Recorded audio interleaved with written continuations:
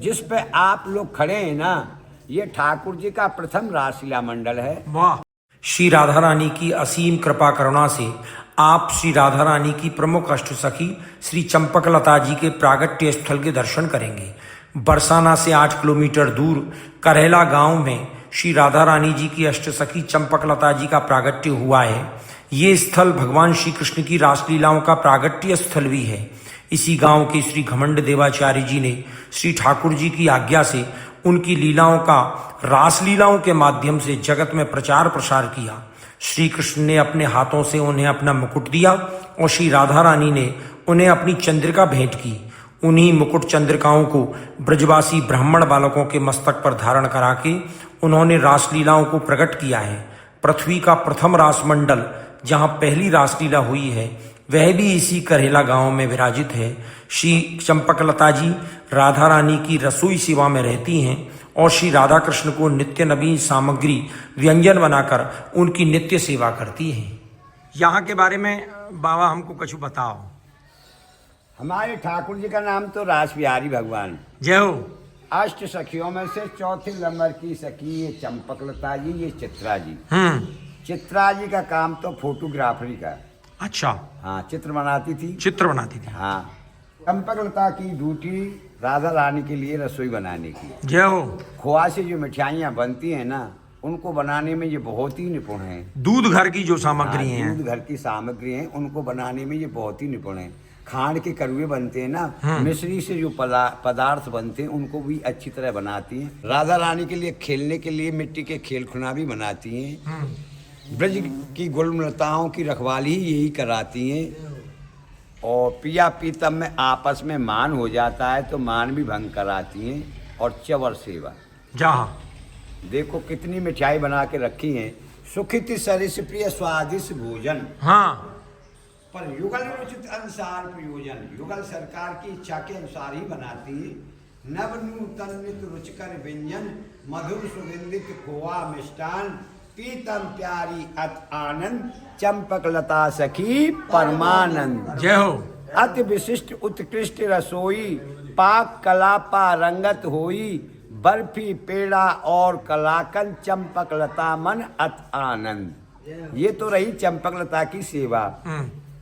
आपको सामने जो तस्वीर में बाबा दिख रहे हैं ना, इनका जन्म हमारी तुम्हारी तरह का नहीं है। ये राजस्थान के रहने वाले भीमटोड़ा के पास दूबरदू गांव है।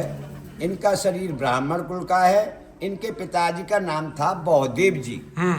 इन बाबाओं का घर का नाम था उद्धव। ये कृष्ण भगवान वाले उद्धव नहीं है, कलयुग की बात है। उद्धव भी 12 साल के हो गए ना, इन्होंने भी अपना घर छोड़ दिया। वृंदावन में आके निम्मार संप्रदाय के आचार्य थे हरव्यास देवाचार्य जी। ये उनके शिष्य बन गए, ये बाबा बन गए।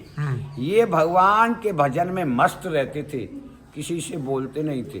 तो लोग कहने लगे ये तो बहुत घमंडी है, बोलता नहीं है। तो इनका नाम पड़ गया उद्धव घमंड देव।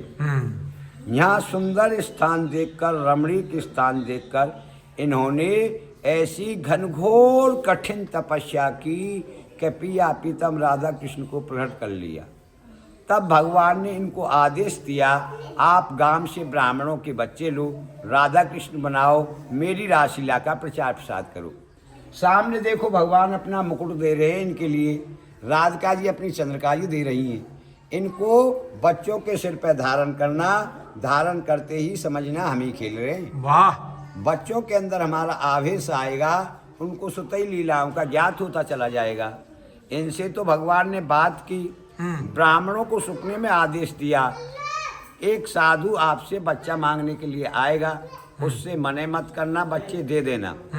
सुबह होते ही ये ब्राह्मणों के पास गए, उनसे बच्चे मांगे, उन्होंने दे दिए। यहाँ लाकर बच्चों का श्रृंगार किया, ठाकुर जी के दिए हुए मुकुट बच्चों के सिर पर धारण किए। घमंड देवाचार्य जी के लिए उन्होंने रासलीला करके दिखाई। उसके बाद में वो अलोप हो गए, गायब हो गए। गायब हुए थे ना, तब उनका मुकुट गिर गया था। वो मुकुट अब भी है ब्राह्मणों के मोहल्ला में, उसकी आरती पूजा होती है। बाबा घबरा गए, बता मैं ब्रजवासी ब्राह्मणों को बच्चे कहाँ से वापस करूँगा, कैसे ठाकुर जी की लीलाओं का प्रचार प्रसार होगा। और कोई सहारा नहीं मिला। समाधि लगाकर भगवान के चिंतन में बैठे। दोबारा भगवान प्रकट हुए। भगवान से कहा, महाराज आपके आदेश के अनुसार मैं ब्रजवासी ब्राह्मणों के बच्चे लाया, लाकर यहाँ श्रृंगार किया, आपके दिए हुए मुकुट पहनाए तो बच्चा गायब हो गई। बता मैं ब्रजवासियों को बच्चे कहाँ से वापस करूँगा, कैसे आपकी लीलाओं का प्रचार प्रसार होगा। भगवान बोले, आपसे ब्रजवासी कुछ नहीं कहेंगे, वो बच्चे तो मेरे ही में लीन हो गए। आप ऐसा करो, राधा कुंड के पास कौन ही गांव है, वहाँ पे जाओ, वहाँ से ब्राह्मणों के बच्चे लेके आओ। घमंड देवाचार्य जी कौन ही गांव गए, वहाँ से ब्राह्मणों के बच्चे लेके आए। फिर यहाँ पे रास हुआ। जिस पे आप लोग खड़े हैं ना, ये ठाकुर जी का प्रथम रासलीला मंडल है। तुम्हारे वृंदावन में निधवन में डेली लीलाएं होती हैं, पर रास की प्राकट शुरुआत इसी जगह से है जिस पर आप खड़े हैं। जो तो 84 कोष के अंदर ब्रज है, लीला भूमि है। अलग अलग गांवों में अलग अलग लीलाएं की हैं, पर रास की प्राकट शुरुआत इसी जगह से है जिस पर आप खड़े हैं। रास हुआ, ठाकुर जी की आज्ञा हुई, प्रचार प्रसार का काम यहाँ के ब्राह्मणों को सौंपो, जगह जगह जाके प्रांतों में प्रचार करेंगे। तो ब्राह्मण मंडली बनाकर MP दतिया डिस्ट्रिक्ट में ले गई थी। दतिया वाले राजा बोले, जैसे कृष्ण भगवान ने काली नाग जमुना के अंदर से नाथा ना, उसी प्रकार हमको नाग नाथ के दिखाओ, नहीं हम आपको जेल में बंद कर देंगे। वो बच्चे बोले, आप चिंता मत करो, राजा से अभी जाके बोलो कि आज नागलीला होगी। ब्राह्मणों ने जाए बोल दिया कि महाराज आज नागलीला होगी। तो राजा ने सपेरे बुला के अपने तालाब में बहुत बड़ा सरफ छुड़वाया। रासलीला हुई। रास व्याई भगवान ने खेलते खेलते उस तालाब में गेंद गिर दी। श्रीदामा सखा की गेंद थी, उन्होंने अपनी गेंद मांगी, उनसे छुड़ा के तालाब में कूद गए। तो 3 घंटा तक नहीं निकले। देखने वाली जनता भी रोने लगी, राजा भी रोने लगा, पश्चाताप करने लगा, अरे हट करके मैंने बड़ी गलती की, ये तो ब्रह्म हत्या, बाल हत्या, डबल हत्या हो गई। 3 घंटा के बाद में जैसे जमुना जी के अंदर से काली नाग को नाथ कर भगवान काली नाग के ऊपर जमुना जी से बाहर निकले थे ना, उसी प्रकार रास बिहारी भगवान उस सरफ को नाथ कर उसके ऊपर तालाब के पानी से बाहर निकले। तो राजा ने खुश होके अपने जैसे महल थे यहाँ पे महल बनवाए और रास बिहारी भगवान के लिए 5.25 किलो का सोने का मुकुट बनवा के भेंट में दिया। वो मुकुट अब भी है, मथुरा लॉकर में जमा है। राधाष्टमी के बाद में जो पूर्णिमा आती है ना, जिससे पितरपक्ष चालू होते हैं, उस पूर्णिमा को आता है प्रशासन के साथ, उसे पहनकर ही महाराज लीला होती है। बोलो रास बिहारी भगवान की जय, चंपक लता सखी की जय, भक्त मंडली की जय। जय जय श्री राधे श्याम। बरसाना के चारों ओर अष्ट सखियों के 8 गांव विराजित हैं, जिनमें श्री राधा रानी की इन अष्ट सखियों का प्रागट्य हुआ है।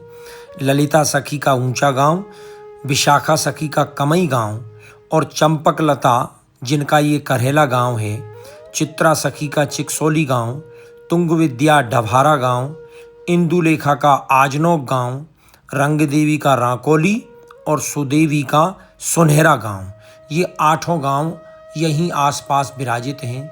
और अब हम यहाँ ये बहुत सुंदर झूला के दर्शन कर रहे हैं, जो यहाँ करहेला गांव में ठाकुर जी की जो लीलाएं होती हैं, उन लीलाओं के लिए बहुत सुंदर ये झूला बना हुआ है, जहाँ प्रिया और प्रीतम नित्य विहार करते हैं, झूला झूलते हैं और समक्ष ही रास मंडल पर राधा और कृष्ण का बहुत सुंदर सिंहासन विराजमान है, जहाँ रास विहारी भगवान श्री कृष्ण और उनकी आह्लादनी शक्ति श्री राधा रानी यहाँ विराज कर नित्य विहार करती हैं, रास लीला में निमग्न रहती हैं। और यहीं बहुत सुंदर राधा और कृष्ण का सुंदर स्वरूप इस मंदिर में विराजमान है, इसके भी हम आपको दर्शन करा रहे हैं। ये समस्त दर्शन आप बरसाना के पास करहेला गांव में कर रहे हैं और यहाँ आप देखेंगे तो बहुत सुंदर ये घमंड देवाचार्य जी का स्वरूप विराज रहा है, जिन्होंने रासलीला का प्रागट्य कराया है। जय श्री कृष्ण।